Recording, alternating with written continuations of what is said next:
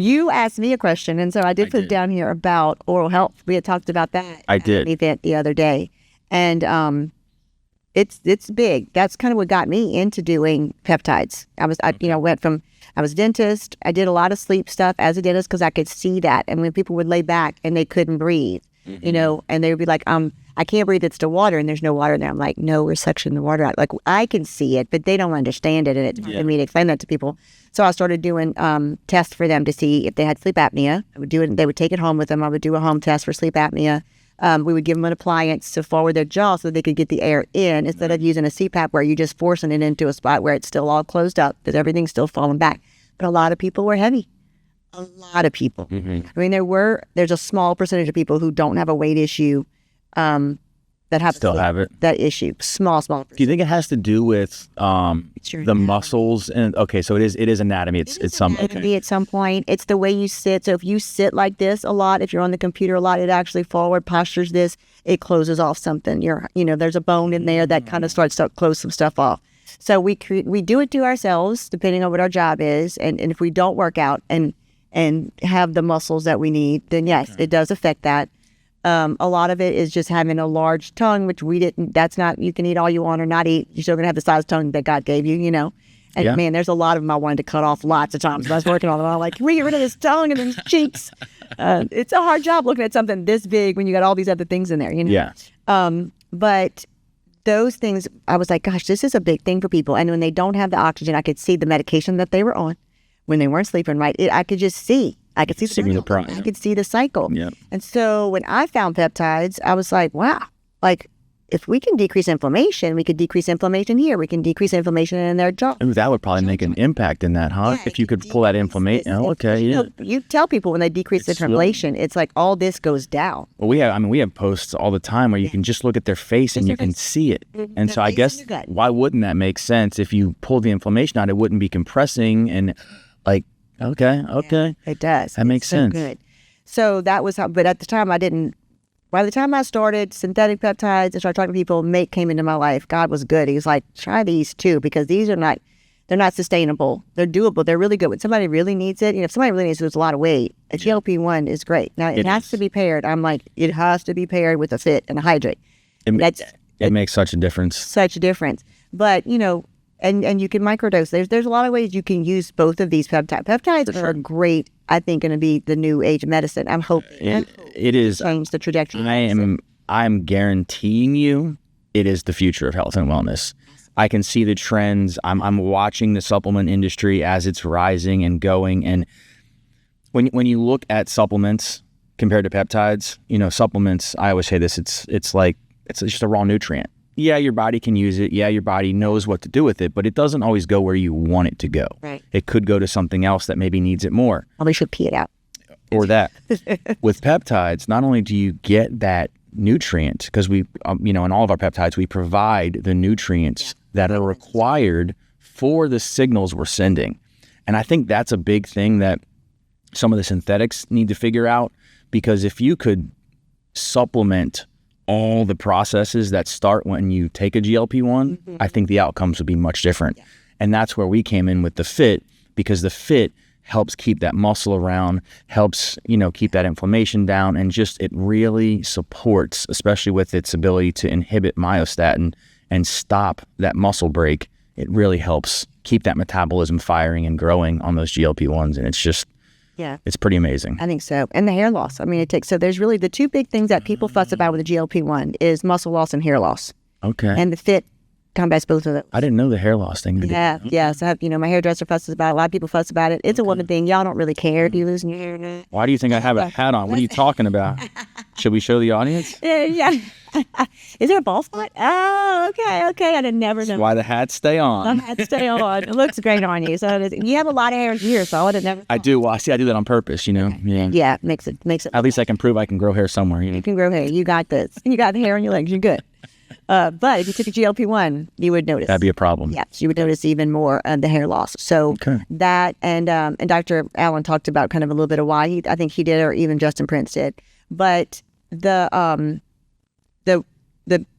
basis of me doing with that was for that exact reason. Like, even if I gave you this peptide, this goes with it, and I did the whole deep dive study, and you did some deep dive study, but I did deep dive study on, okay, like, if I want them to have this result, and this synthetic peptide can work with this, can I just give them that? And even on the studies, even on the education I did to get certified in peptides, synthetic peptides, it would always give you a list. If you're giving them this, give them these, magnesium, Right. Creatine, like give them these things.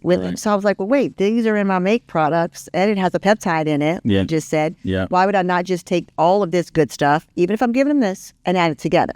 Oh, no, and they have to get off of this. This is standing. Exactly. This is the strength underneath. This is the foundation, where if I need to send a synthetic in there to do some quick job, Yep. because you're really hurting, you have a tennis elbow, you know, a hurt shoulder, knee, Yep.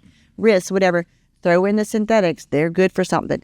I just hope that when you say, you know, for sure that this is trajectory, I'm so skeptical when it comes to insurance and big pharma and big insurance, because I've lived it, and they just try to run the world. I'll probably get shut down saying it, but I've lived it. It's awful. And it's awful how the patients, I'm glad speaking you of a tangent, the patients, I could go off on this one all day with you. I know. Maybe this is going to be cut, another podcast. Yeah. I've seen so many people walk in and they're like, well, does my insurance cover it? Like their sleep stuff. Does my insurance cover it? I'm like, you're not breathing. You are getting zero oxygen at night. How do you think God made us to live on oxygen? Like you need oxygen and water.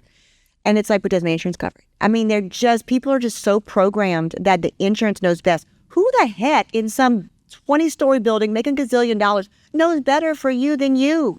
And somebody who cares about you. And maybe you don't trust me, or maybe you don't trust the person in your doctor. But you obviously trust the doctors who, unfortunately, do the best that they can do with what they've got and the knowledge they got in medical school.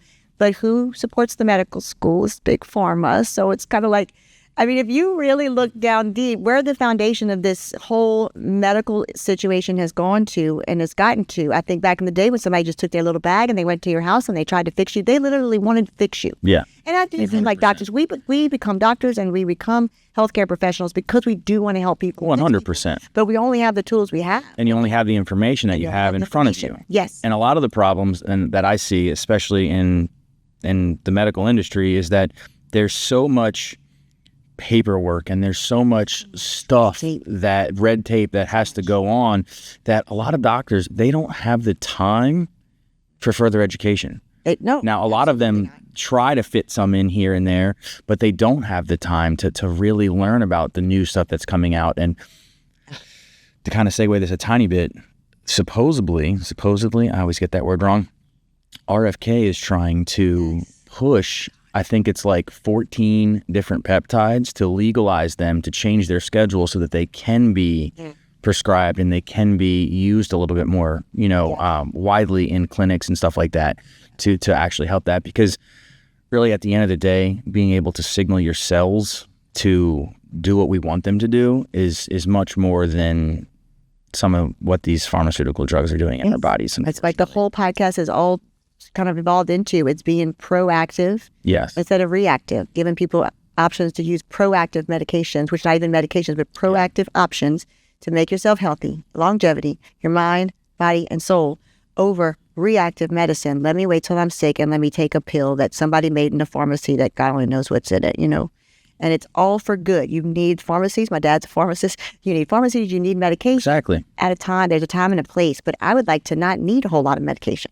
Well, as I get older and I live to 100. 100%. And I tell people all the time, I say, listen, you have two options, and these are your only two options. You can either invest in your health now, or you can ignore it and you can pay for it later. That's it. Those are your options, because you can have all the money in the world, and if you don't take care of your health, when you start getting all these health issues in your 60s, 70s, and 80s, and sometimes it's too late. So I tell people, exactly. So just, make the effort now, change a couple of those habits, supplement your body where it's deficient. We all have different gene mutations that cause our bodies to, maybe process vitamins different, or, I know MTHFR is one that a lot of people have, and they can't methylate, the B vitamins properly. And so they take methylated B vitamins. That helps with so many processes throughout the body. So if people learn to take the time to learn their body and themselves, exactly, and really give their body what it needs, because everyone's body is different, you can really prevent a lot of sickness and ailments if you put the effort in and take the time to learn.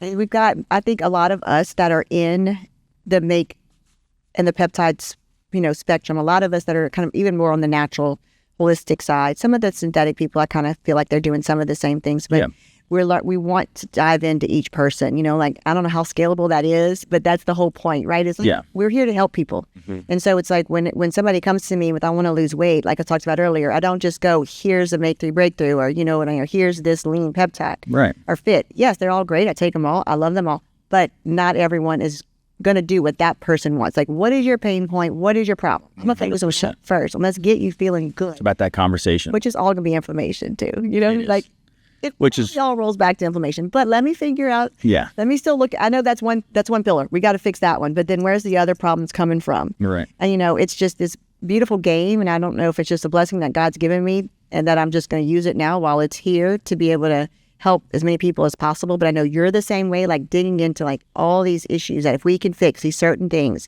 we can make people better. And I do, now you said about RFK, I kind of forget that because I don't watch the news anymore since COVID. I don't watch the news either. I'm very much a independent journalist. I follow some independent journalists. My husband does just thing. I just say, let me know, people know, like, when's the war? What's the bunker? Do we need to get some guns? Like, such a girl thing to say. That's not probably a very educated thing to say.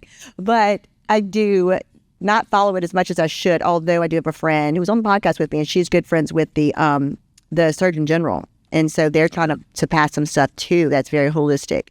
So she's on board with this, too. Awesome. Like, she knows that we've got to change the trajectory of medicine. Or we're just killing people. And they're not. And unfortunately, they don't know how to fix themselves. And so we need to be the advocate for everybody that we can. And like I always say it too, and you said it, screaming from the rooftops. Like, I'm going to get up here with a megaphone. I'm going to scream it till you finally hear me, that there are things you can do without taking a prescription medication. But their prescriptions are free. And Make is not. And so we hear that, and I'm with you, though. It's crazy. Pay for it now, pay for it later. You want to hear something crazy? Every 34 seconds, somebody dies of cardiovascular disease. 34 seconds? 34 seconds. Wow. So it's one of the biggest. It's half of a minute. It's the biggest issue of death in our 2 a minute. 2 people. One in 3 people have cardiovascular disease, and that's all just inflammation. A lot of it, some of inflammation and food. And foods, which is inflammation. Which is why we talk about what we're talking about. The whole exercise, food, and all that. It's something I find we're actually combating. We're helping turn that corner in the number one cause of death in the United States. And I think it's something that I love about what we do and the products we share. And I just think that once people understand how it all comes together, they can start making the changes. Making the decision for themselves to become better, whether you want to or not. That's I'm just screaming from the rooftop. I'm going to let you know what it is. I'm going to tell you as much as I can. I'm here to answer questions. I know you are too. You're such well, you're like, I'm on every platform and just reach out to me. You're so good about that too. Well, thank you. Because you are very educated in it, because you've done a lot of studying in it, so And so I feel like if people do have questions, we'll put your stuff in the comments on however that happens at the bottom of the podcast. Okay. They'll be able to get in touch with you. Because, the whole point is just to help people be healthy. Exactly. And I've seen such a massive transformation in my health in the last 2 to 3 years of just really diving all this and issues that I know so many people that I know are fighting. And so it's like, if I can help some of these people break out of this, and that's what I'm here for. I know. I think so too. God gives us a journey that we're on, and it wasn't what we probably thought we would be on at a certain point. Like, we didn't even know Make existed whenever our lives were doing little dips and dives. But God's got us here as a vessel and a mouth to tell people about it. So that's kind of where we are. Yes. And I do feel like we did a good job today of covering it on a very quick little topic. So we did sleep. So sleep is going to be our foundation for sure. So let's get some sleep. If you can't get sleep, let us know. We can fix that with one of the peptides and some other things too that we could always advise, which is inflammation. So then that goes to our nutrition and trying to find those lists, do some digging, ask ChatGPT. I mean, just what are the things that I shouldn't be eating? Inflammation. That's an easy thing. Sugar. They'll give it to you. If you want to have the biggest impact in your overall health and wellness, added sugar, processed sugar that I tell people that one thing can absolutely change your entire life. Make a huge difference. Yes. Okay, that's a big one for people because sugar's in a lot of stuff. Sugar and carbs are in a lot of stuff. So we did that one. We did food, nutrition. So we said sleep, sugar, and then movement. Make sure you at least go for a walk. Yep. If not a walk, then do your push-ups and some squats. Do something after you eat a big meal. Move your body. And then I do tooth resistance training. It's going to be great because that sarcopenia is a whole thing, like losing. Such an issue. I feel better, look better, all the things at 53 than I ever did. And I did more weights than doing the run in the triathlon, the let's run from a tiger, Aimee kind of thing. Yeah. And that's, of course, because my son's a trainer, personal trainer, and he's great at it. But I think that I've seen a huge difference, and that's it. And it's the mitokines. It's the gaining the muscle that's going to be the basis of our body functioning better and trying to work through that inflammation as well. Like whatever we do accidentally put in there, or we have the cake that day at a wedding, then we can kind of get rid of some of it. Our body can get rid of it easier than when we do it every day with no sleep, no nutrition, no things like that. Yes, exactly. Anything else that we missed that we didn't cover? I think we covered the bases today. I think we hit them. Yeah. Yes.